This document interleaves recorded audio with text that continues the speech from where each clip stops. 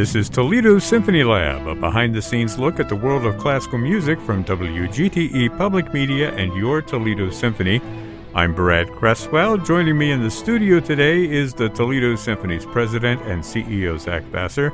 On the phone, we have the TSO's marketing director, Vanessa Gardner. And also joining us right here in the studio is...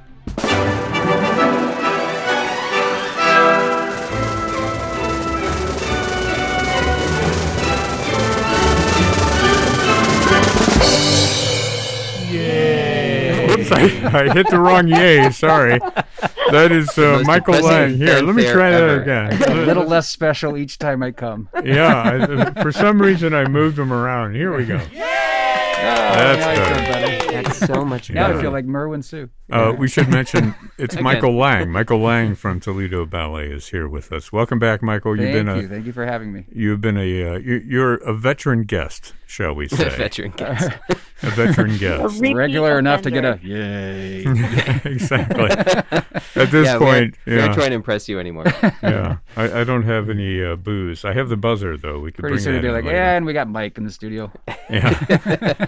We do. We have several mics here. Well, the reason we have you here, Michael, is because it's that time of year again, time for the Nutcracker Ballet, and that's coming up this weekend. We're going to be talking all about that. We're going to be talking about Nutcracker again. But this performance in particular has a special significance for two reasons: the 80th anniversary of the Nutcracker Ballet here in Toledo, and also it's dedicated to the memory of the great Marie Vogt, who started the Toledo Ballet back in the 1930s and saw it through for almost 60 years, 55 years, I think, and just has a legendary legacy. And I wonder if we could start out the program with, and Zach, of course, you know about this as well. Let's start the program talking about Marie Vogt and who she was and what her effect was on ballet here in Toledo.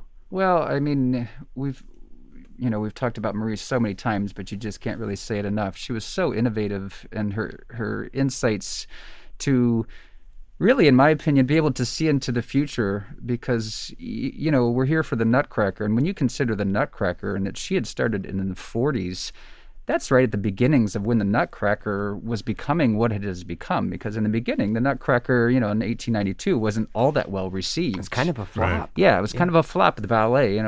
Tchaikovsky's music was received, better. But, it wasn't until, I think in 35 was the first time they did it outside of, 34, 35, outside of Russia and England.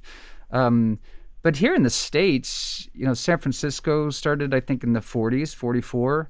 And then Marie had started before that. Mm-hmm. And so she was really, we weren't a professional company, so it didn't get the notoriety that San Francisco Ballet did.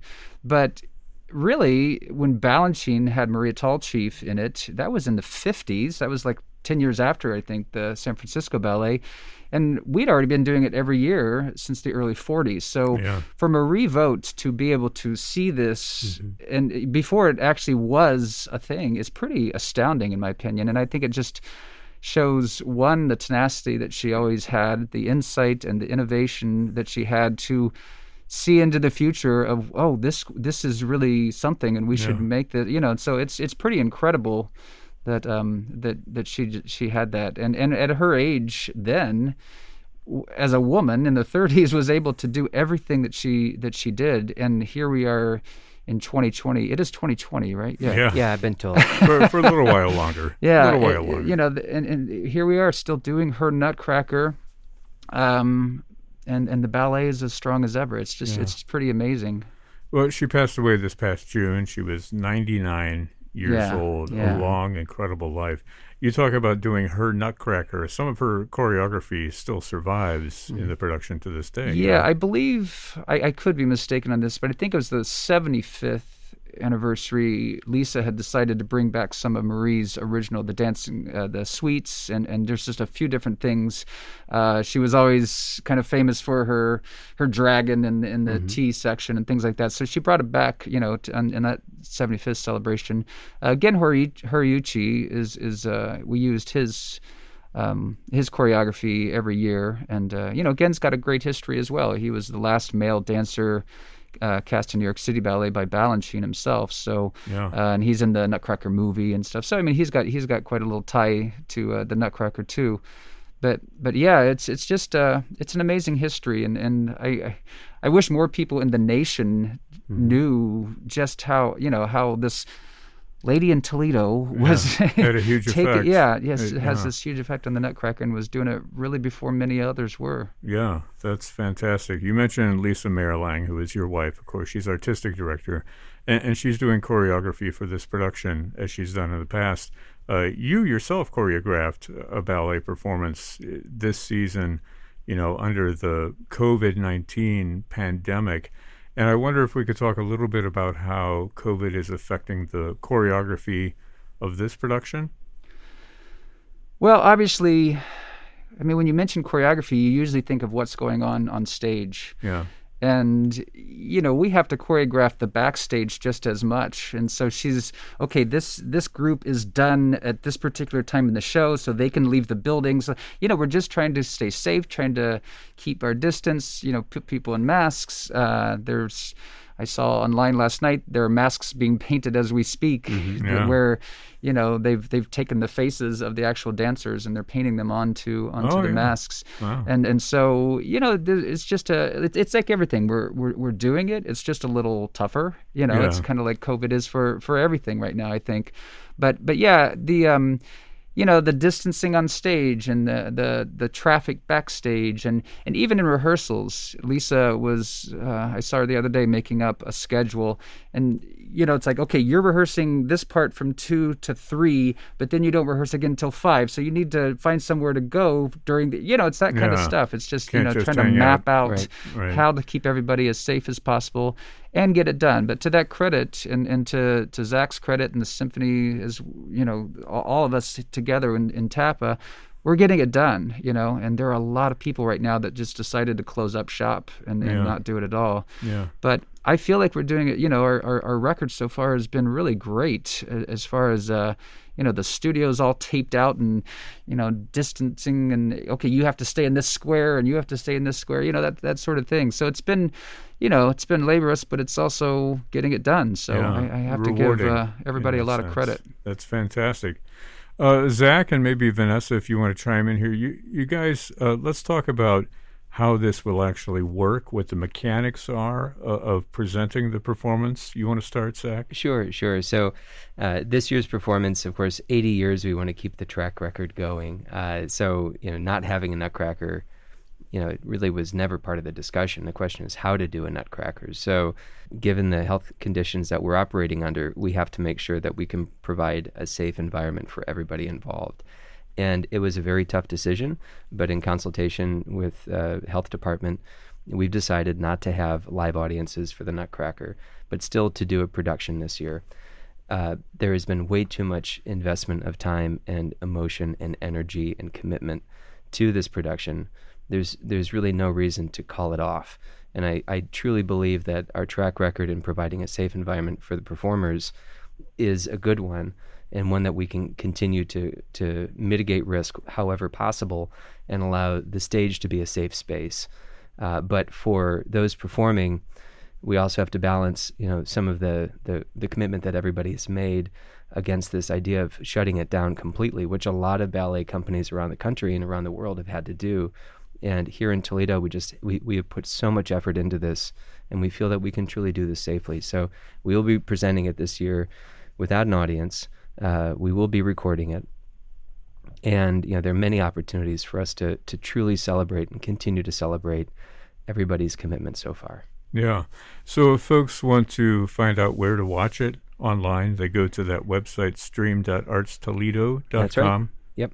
And there'll also, of course, be information at toledoballet.com, ways to watch and engage. And we will also have performances from years past available. So there are many ways to celebrate Nutcracker this year. This will be, I think, a Nutcracker that we'll all remember for the reasons that Michael mentioned, but the fact that we really get to continue making this tradition in Toledo. It was something that we never wanted to give up. And I think we're fortunate to be making music and dance happen in this town and in this state, where this is just an unreal opportunity to celebrate the power of the arts as a way to provide calm and distraction. And if there's any time of the year that's traditionally a little anxious, it's Christmas time. We have way too many things to do and way too little time to do it. But if there's something that I've always seen is that, you know, the Nutcracker and escaping to a fantasy land has always provided a little bit of, you know, soul food for the audience. And this is a year that I think we all need that. So I applaud Michael and Lisa and everybody at the ballet for the fortitude of we can do this. You know, a lot of times through the planning stages of not only Nutcracker, but a lot of the other productions that we've done, the attitude has always been, let's figure out how to do this, as opposed to, oh, come on, this is going to be really hard. And I can't applaud you enough. Well, yeah, and most of that credit goes to my wife. I'm moral support for her. What do you need, honey? I applaud you even more. But you bring up a couple points that I think is really, you know, relevant, and I keep telling the kids, okay, 2020 is what it is. We're all like, okay, 2020, go away. But we will never, ever, ever forget this Nutcracker. This Nutcracker that was the 2020. You know, 2020, let's face it, is going to become an infamous date for everybody, you know, because we've all gone through this experience. But I think what a lot of people don't realize is, yes, there's the choreography and the dancers and all of that, which obviously makes the Nutcracker. Mm-hmm. But we have a parent guild and we have committees that are working nonstop. So it's not just a performing experience, it's a whole experience. And the way they've, you know, one of our traditions is Tea with Clara. Mm-hmm. And it's always something that we do in person, and all the girls get to meet Clara, and, you know, and it's a great day. Well, we recorded it and did it online, and so they got to come in and still experience it. But it's like everything with COVID, we're experiencing it differently, you know. But I have to also, you know, as we applaud, you know, Lisa and the dancers and everything else, give a big shout out to all the parents and all the kids and all the volunteers and everybody that helps make the Nutcracker just this extravagant experience. We're doing it differently, but we're still getting it done, and there's ways to experience it, but we have to do it safely and you know, in a COVID environment. So here we are. Yeah. Vanessa, are you still there? Here I am. Here, yes. You've been patiently, quietly listening to Zach and Michael talking. Blather on. I almost called you Merwin, by the way. It's another old tradition. Yeah, it wouldn't be the first time. Wouldn't be Christmas that I've done that, or New Year's, Michael, if that memory was a New Year's serves. episode. That's right. Yeah, if memory serves. Anyway, so Michael and Zach are here. They've been talking about Toledo Ballet's production of the Nutcracker. You, Vanessa, of course, you're new here, just starting this season. But you're this also, isn't the usual way we do Nutcracker. This is how we always do business. just so you know, We've been in masks for years. Yeah. You were ahead of your time, weren't you? So Vanessa, you're also a French horn player. Have you ever played in the pit for the Nutcracker? Let me see. Let me just see if I can count on one hand. Approximately 375 times, It's a lot maybe, give or take. on one hand. So you've heard it before. That's what you're saying. Yeah, I've heard it before. Yeah, Okay. I've been working very closely with Lisa on making sure that the music is, you know, where we need it to be for this year. So, yeah, I know my sugar plums. You do. Okay, well then here's what I'm going to do. Oh, are we going to have a quiz? Well, we're going to have a quiz, but before we do that, we have a quiz just for you, okay? Okay. Oh, No. We no. haven't done that. Okay. So success and failure is Well, really yeah, evident here. It's not A really new person a quiz. hazing or something. It's not really a quiz.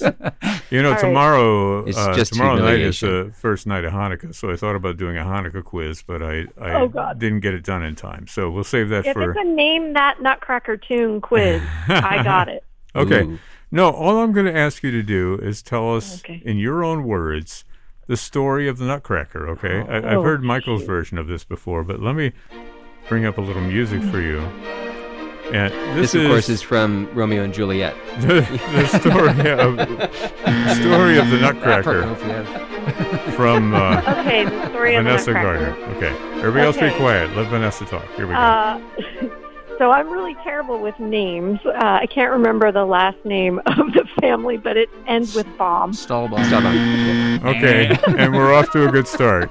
No, I was right on Stahlbaum. He's just so used to hitting that X thing on me that he just a habit. Another tradition here at the old. That was for Vanessa. I just had to find it. Holiday party, friends and family, lots of people, lots of kids running around playing with their toys, and Clara and Fritz get some really interesting toys. Clara gets a beautiful Nutcracker from Uncle Drosselmeyer, who then brings all of these wonderful toys to life. Then her brother Fritz, takes the Nutcracker away and breaks the Nutcracker. Clara is very distraught, but Drosselmeyer puts the Nutcracker back together, and then everybody leaves the party, and everybody goes to sleep, and Clara has her beautiful Nutcracker by her side.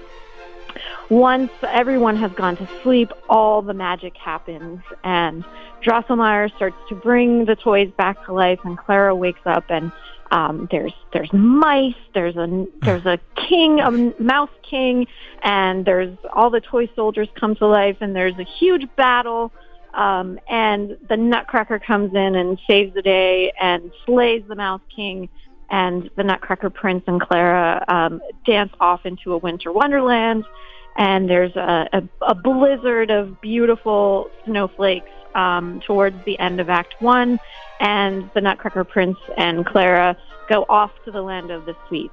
And then now we get to the good part, right? The second act.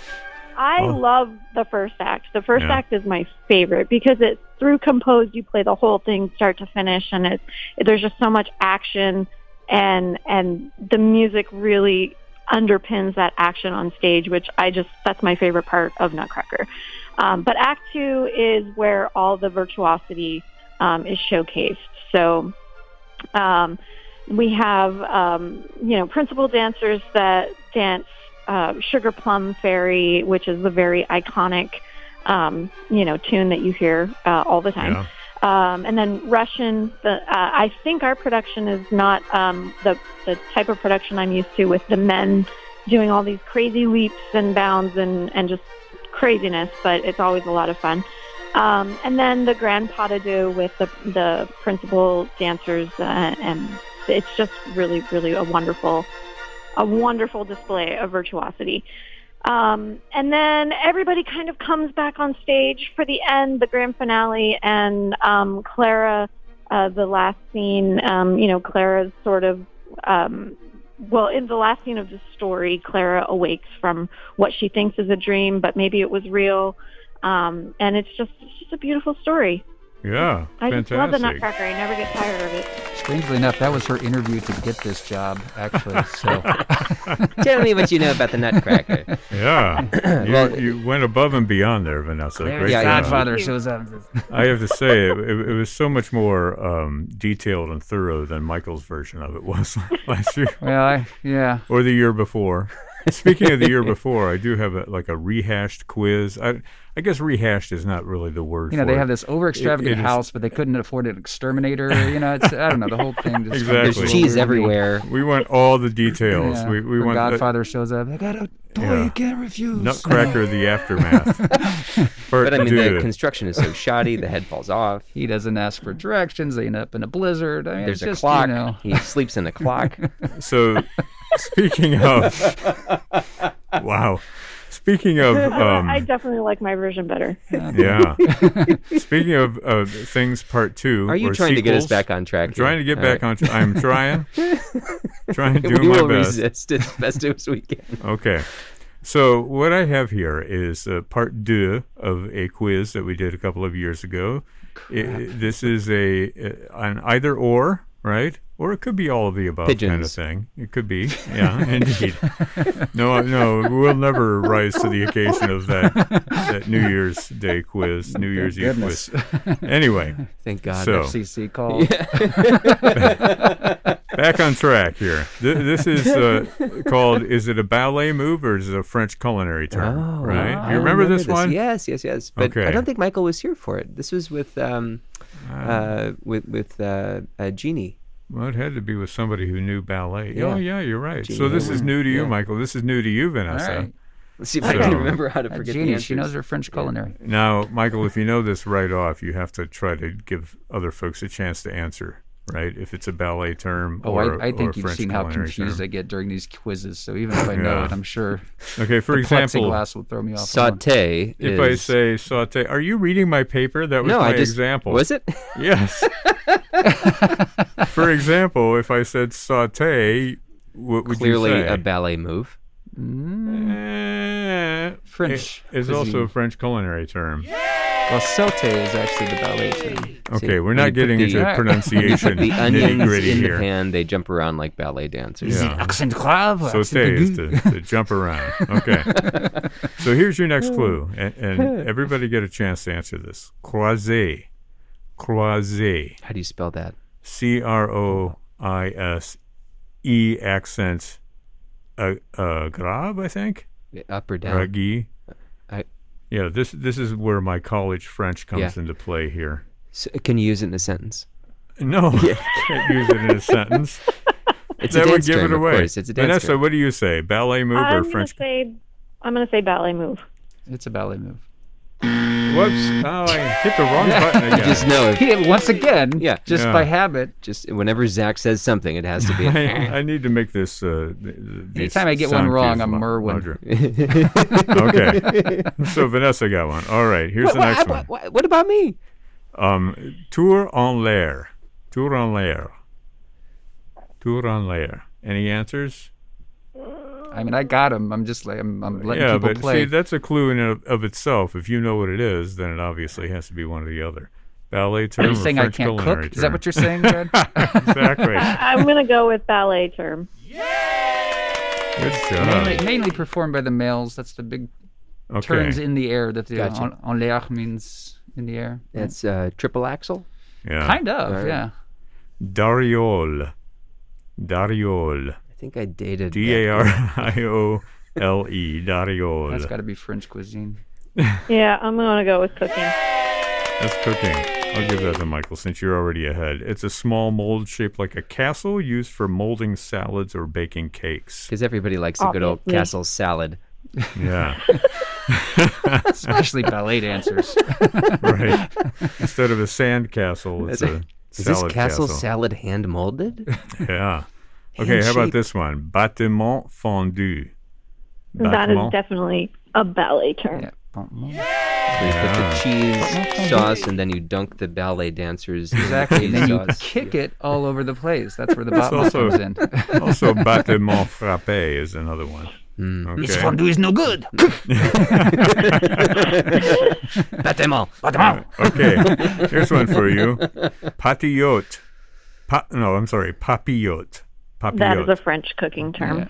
It means in paper Yeah, or that's in amazing. a package. Ah, Vanessa's just this cleaning up here. Okay, how about quenelle? Quenelle. Also a French French. cooking term. And it means, I think a quenelle is when you sort of like scoop between two spoons to make this little perfectly formed quenelle. Yeah, Du like a little parfait. meatball. Don't you need a mold for that, though? That's shaped like a No. castle? What, does you all your just use food have spoons. mold in it or something? What is this mold food joke you made? Okay, Same old brisé. moldy jokes. Brisé. He, Is that with an he composed or- Carmen. With a B, as in Yeah. boy. We're all wearing masks, Brisé. so Ballet. it's hard to hear. Brisé. Brisé. Yeah, Michael is not letting anybody else Well, have you a know, chance. Also, Keep saying there's Vanessa got also- another one, but I'm holding back here, so I gotta but- get in there. I lost Monopoly with my Brisé kids. is also so a French culinary term. It is a form of pie crust, pâté brisé. Okay, so Wow. Vanessa, you get a half You get a partial point. credit. Yeah. he as didn't well say for that pâté brisé, did he? I'm still hoping to get some credit for my Bizet joke, but Yeah. Brad is so far ignoring Okay, me. how about velouté? Veloute with an accent. Cuisine. Velouté. Yeah. Yeah. Well, you were a little late on the draw there, Vanessa. I almost called you I'm sorry. vanilla. I'm thinking. Cuisine. Yeah, cuisine. Exactly. Unless you do it with a plie, then it's ballet. Well, that goes to Michael. Special we're thanks to my close here. Plie vanilla. We're close here.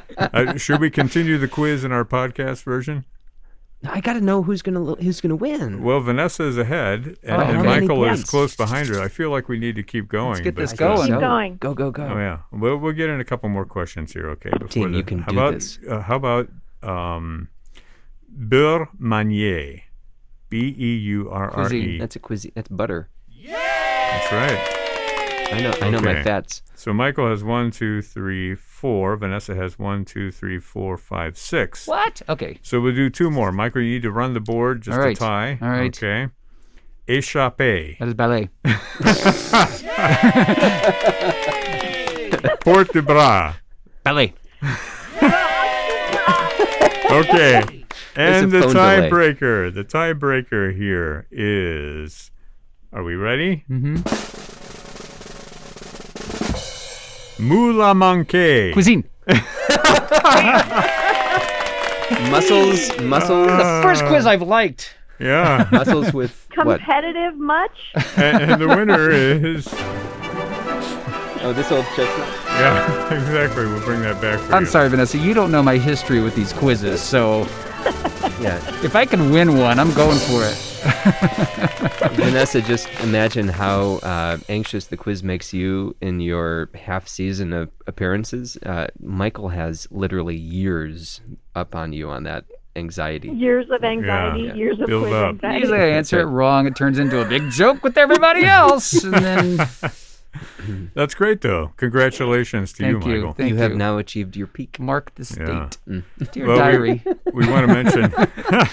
Went on the radio today. Today. Actually won the quiz. Yeah.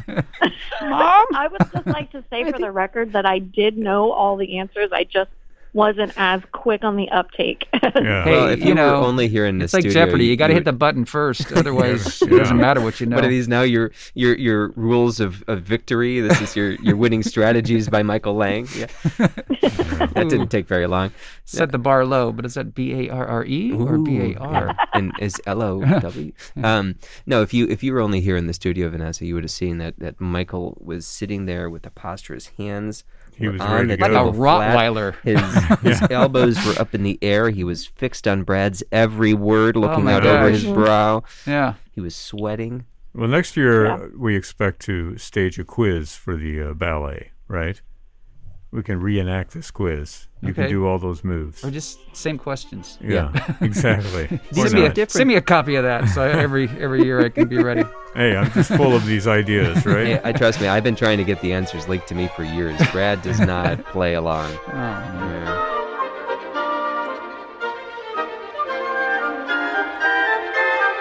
Again, the Toledo Ballet's 80th anniversary Nutcracker, a tribute to Marie Vogt, is happening this weekend. You can find all the information about the performance at stream.artstoledo.com or at toledoballet.com. This program is a production of WGTE Public Media in collaboration with our sponsor, the Toledo Symphony, with generous support from the Rita Barber Kern Foundation. You can download episodes of this program as a podcast by going to our website at wgte.org/lab. You can also subscribe to us through your podcast app of choice, including Apple and Google Podcasts. You can find the TSO streaming concerts again online at stream.artstoledo.com. My thanks to Zach Vassar, Michael Lang, and Vanessa Gardner. I'm Brad Cresswell. You've been listening to Toledo Symphony Lab from FM 91.